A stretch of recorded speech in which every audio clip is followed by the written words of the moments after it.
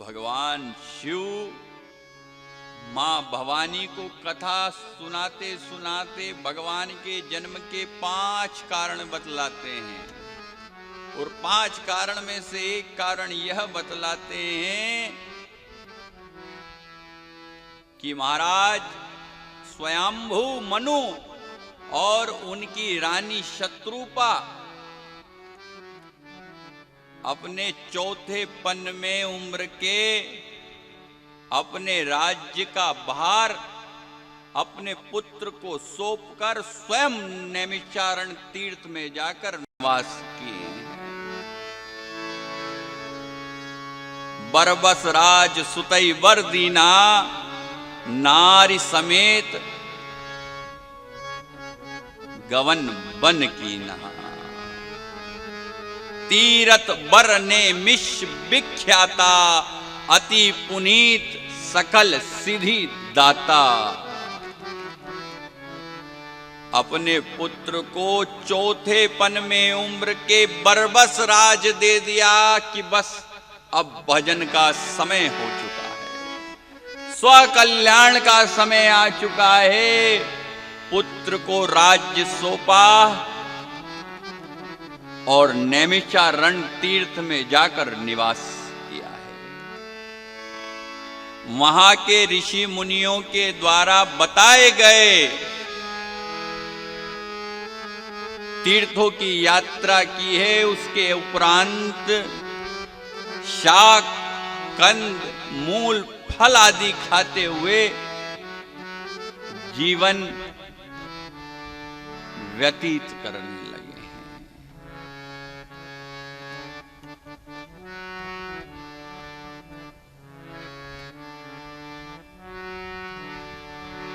भगवान सच्चिदानंद ब्रह्म का नित्य स्मरण करते हैं। उनके 12 अक्षर मंत्र का नित्य जाप करते हैं। 12 अक्षर मंत्र जपहि सहित अनुराग।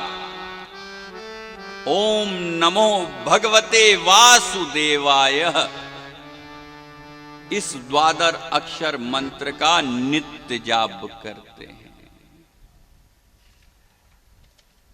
ऋषि मुनियों के साथ बैठकर पुराणों की कथा का श्रवण करते हैं। जिस प्रकार मुनि लोग वल्कल वस्त्र आदि पहनकर अपना जीवन व्यतीत करते हैं, उसी प्रकार ये राजा रानी ऋषियों का जीवन निर्वाह कर रहे हैं। भैया सब बाद में दिख जाएगा। जीवन व्यतीत कर रहे हैं।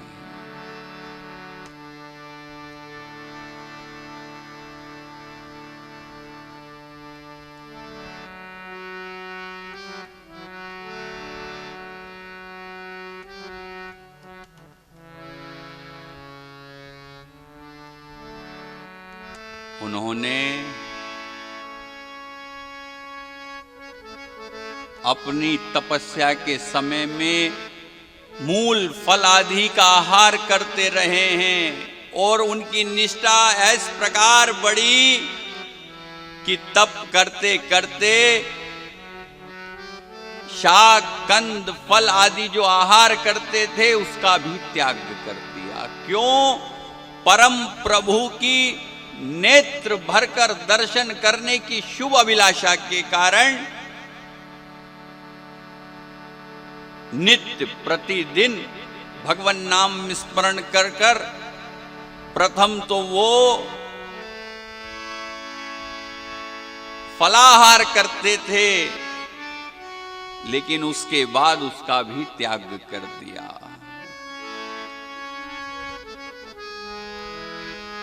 छह 6000 वर्षों तक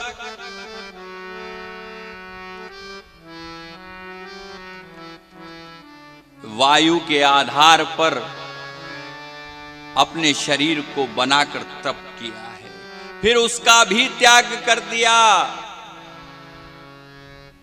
फिर 7000 वर्षों तक जल कर आधार पर अपना जीवन व्यतीत किया है और उसके पश्चात 10,000 वर्षों तक निराहार रहकर दोनों राजा और रानी ने एक कठिन तपस्या की है। उनकी इस कठिन तपस्या को देखकर ब्रह्मा, विष्णु और शिव अनेक बार उनके समीप आकर उनको वर मांगने का प्रलोभन दे चुके हैं, लेकिन दोनों राजा रानी जो हैं वो ब्रह्मा, विष्णु, महेश त्रिदेव के दिए हुए प्रलोभन पर भी विचलित नहीं हुए। शरीर में मात्र अस्थि शेष रह गई थी, ऐसा अटल व्रत कर रहे थे। जब यह सब परम धाम वासी सर्वव्यापक सर्वज्ञ भगवान ने देखा तो अपना अनन्य दास जानकर द्रवीभूत हो गए। आकाश से परम गंभीर वाणी हुई, वर मांगो, वर मांगो। मृतक ज्यावनी गिरा सुहाई, श्रवण रंद होई जब उर आई, हष्ट पुष्ट भय तन सुआए, मानव अभव भवन ते आए। मुर्दे को भी जिला देने वाली ऐसी मधुर ध्वनि जब कानों के माध्यम से होती हुई हृदय में पहुंची तो परम आनंद से भर गए और उनका शरीर उस वाणी से ऐसा परम आनंदित और हष्ट पुष्ट हो गया कि मानो अभी ही घर से निकलकर तप करने के लिए आए हूं। वर मांगने की वाणी हुई तब मनु और शत्रुपा जी ने कहा, हमने किसी कामना से आपका जप और तप नहीं किया है, हमारी तो कामना है आपको नेत्र भर कर देखने की। आप हमें अपना दर्शन दीजिए। भगवान ने उनकी वाणी को सुनकर अपना विराट स्वरूप का दर्शन दोनों राजा रानी को कराया है। जैसे ही भगवान के व्यापक विशाल विराट स्वरूप को दोनों राजा रानी ने देखा, चरणों में पड़ गए।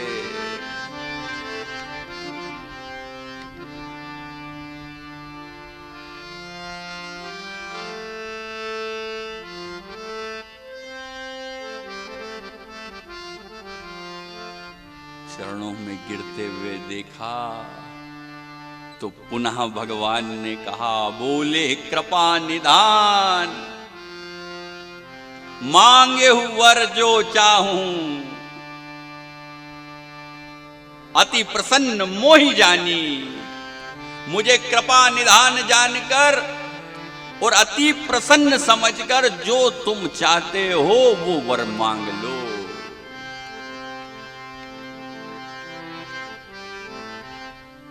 दान शिरोमणि कृपा निधि सत्य कहूं सती भाई, चाहूं तुम्हार सुत समान सुत प्रभु सन कवन दुराव।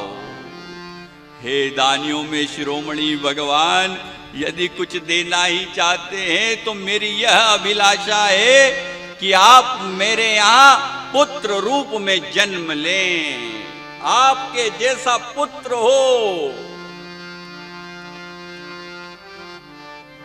जैसे ही भगवान ने मनु जी की वाणी सुनी कि आपके जैसा पुत्र हो, प्रभु मुस्कुराने लगे और मनु जी से कहा, अरे मेरे जैसा और कहां से ढूंढ के लाऊं?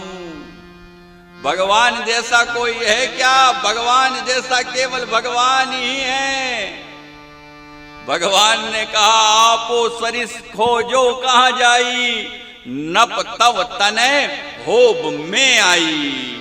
अरे मेरे जैसा खोजने कहां जाऊं राजन, मैं ही तुम्हारे यहां पुत्र होकर जन्म लूंगा।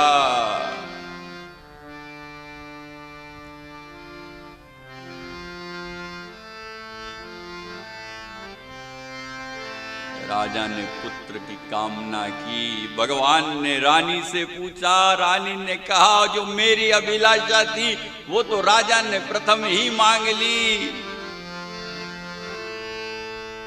उसके बाद भी शत्रुपा जी ने कहा जो आप अपने निज दासों को विवेक आदि भक्ति प्रदान करते हैं, हे भगवान आप मुझे प्रदान करिए।